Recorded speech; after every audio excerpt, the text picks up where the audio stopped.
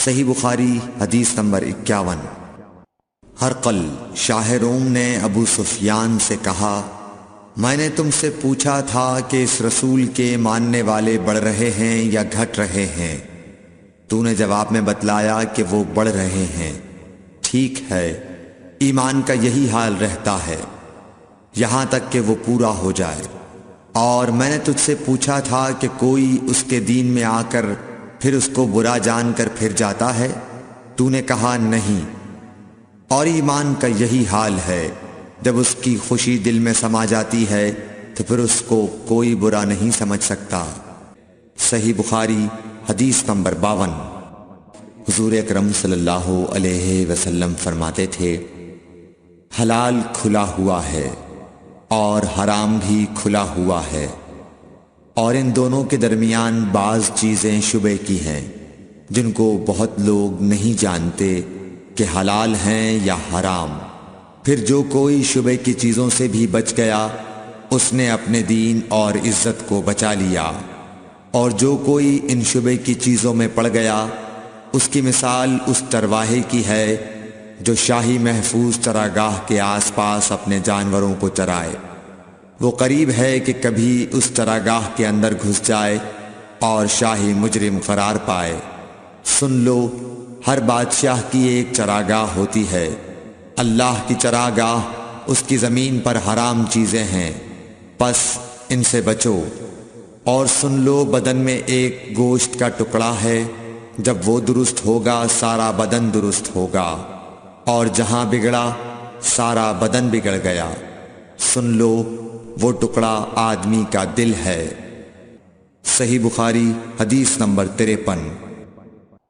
عبد القیس کا وفد جب حضرت صلی اللہ علیہ وسلم کے پاس آیا تو آپ نے پوچھا کہ یہ کون سی قوم کے لوگ ہیں یا یہ وفد کہاں کا ہے؟ انہوں نے کہا کہ ربیعہ خاندان کے لوگ ہیں۔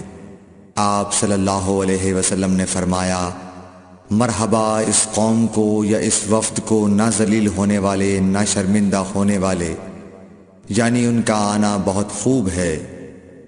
وہ کہنے لگے، اے اللہ کے رسول صلی اللہ علیہ وسلم، ہم آپ کی خدمت میں صرف ان حرمت والے مہینوں میں آ سکتے ہیں، کیونکہ ہمارے اور آپ کے درمیان مضر کے کافروں کا قبیلہ آباد ہے۔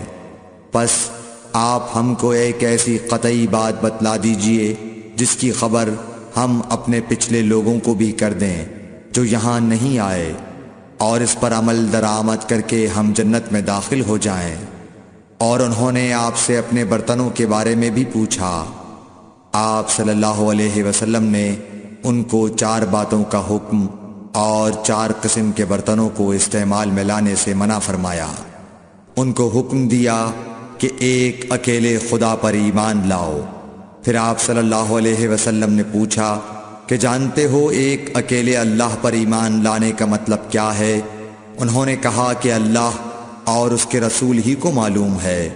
آپ نے فرمایا کہ اس بات کی گواہی دینا کہ اللہ کے سوا کوئی معبود نہیں، اور یہ حضرت محمد صلی اللہ علیہ وسلم اس کے سچے رسول ہیں، اور نماز قائم کرنا اور زکوٰۃ ادا کرنا اور رمضان کے روزے رکھنا، اور مال غنیمت سے جو ملے اس کا 5واں حصہ مسلمانوں کے بیت المال میں داخل کرنا۔ اور 4 برتنوں کے استعمال سے آپ صلی اللہ علیہ وسلم نے ان کو منع فرمایا، سبز لاکھی مرتبان سے، اور کدو کے بنائے ہوئے برتن سے، لکڑی کے کھودے ہوئے برتن سے، اور روغنی برتن سے، اور فرمایا کہ ان باتوں کو حفظ کر لو اور ان لوگوں کو بھی بتلا دینا جو تم